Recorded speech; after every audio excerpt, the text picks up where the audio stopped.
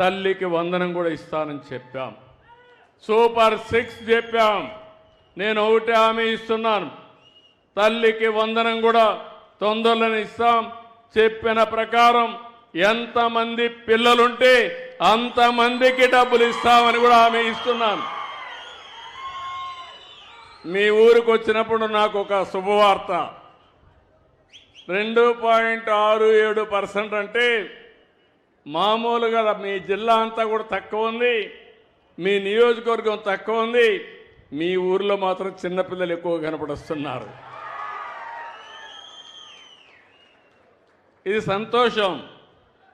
లేకపోతే రాబోయే రోజు జనాభా తగ్గిపోతే మనం ఎవరికి పనిచేయాలో నాకైతే అర్థం కావడం లేదు. ఒకప్పుడు నేనే ఫ్యామిలీ ప్లానింగ్ పెట్టాను, ఇప్పుడు పాపులేషన్ మేనేజ్మెంట్ అన్నాను. ఒకప్పుడు నేను 2 పిల్లల కంటే ఎక్కువ ఉంటే పోటీకి అర్హత లేదు పంచాయతీలను పెట్టాను.